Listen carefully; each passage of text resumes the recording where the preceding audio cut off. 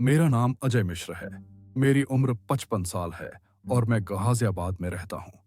यह घटना सन 2003 की है, पर आज भी मेरे रोंगटे खड़े हो जाते हैं। यह किस्सा मेरे गांव दरियापुर, जिला भागलपुर, बिहार का है। गांव में अजीब बात यह थी कि हर साल होली या दिवाली के आसपास 15 से 20 साल के किशोर लड़के रहस्यमयी ढंग से गायब हो जाते थे। पिछले 3 सालों में 5 लड़के बिना कोई सुराग छोड़े लापता हो चुके थे। गांव वाले कहते थे कि गायब होने से पहले लड़कों का व्यवहार बिल्कुल बदल जाता। वे घर वालों की बात सुनते नहीं, हमेशा कहीं खोए रहते, देर रात तक घर के बाहर मंडराते और फिर एक दिन अचानक लापता हो जाते। गांव में आई अजनबी औरत करीब 4 साल पहले गांव में सुदीप घोष नाम का आदमी अपनी पत्नी मालिनी के साथ आकर बस गया था। मालिनी असाधारण सुंदर थी। गोरी, लंबे काले बाल, आंखों में अजीब सी चमक और हमेशा सज धज कर रहती। गांव वालों को शक था कि उन्हीं लड़कों के गायब होने में मालिनी का हाथ है।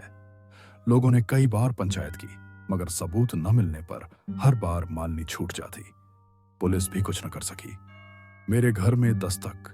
यह मामला मेरे लिए व्यक्तिगत तब बना जब मेरे बड़े भाई का बेटा रोहित, 16 साल, अजीब हरकतें करने लगा। वह घंटों घर से बाहर रहता, माता पिता की बातों का जवाब तक न देता और उसकी आंखें हमेशा खाली सी रहती, जैसे किसी अदृश्य ताकत के काबू में हो।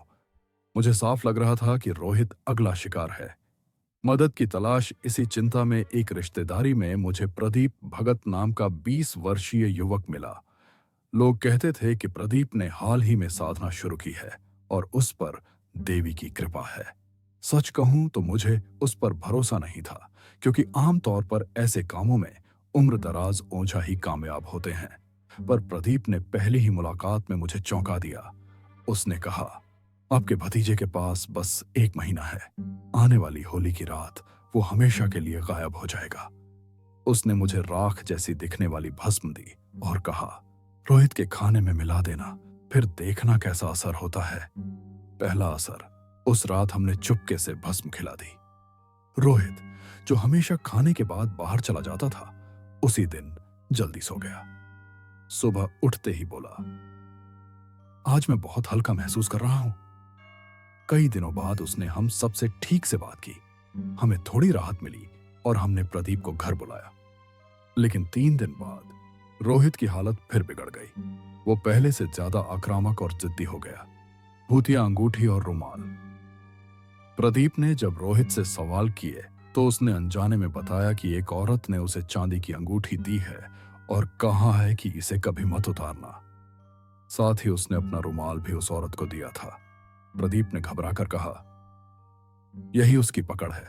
अंगूठी और रुमाल से वो रोहित की आत्मा को बांधे रखी है। रक्त पिशाचनी का राज। प्रदीप ने साधना करके देवी से उत्तर मांगे। देवी ने जो बताया उससे हमारे पैरों तले जमीन खिसक गई। गांव की मालिनी असल में कोई औरत नहीं, बल्कि रक्त पिशाचनी थी।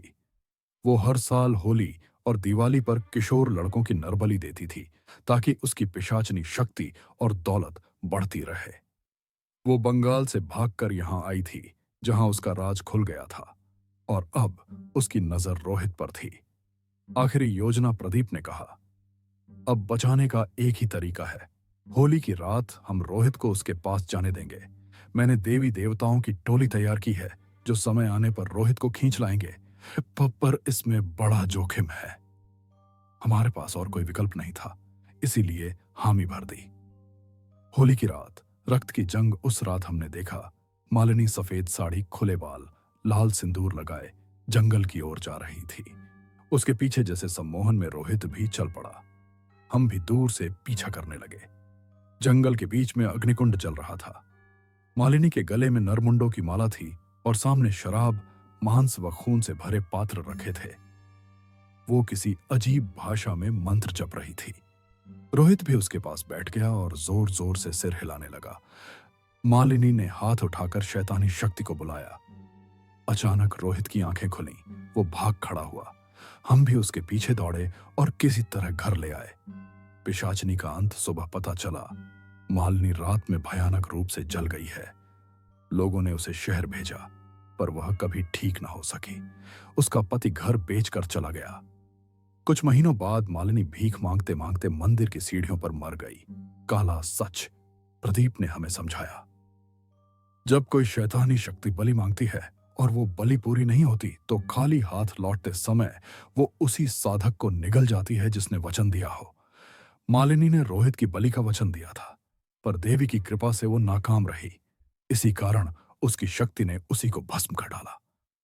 बुरे कर्मों का फल देर सवेर जरूर मिलता है। मालिनी जैसी औरतें अपने शैतानी कर्मों से दूसरों की नहीं, आखिरकार अपनी ही जिंदगी तबाह करती हैं।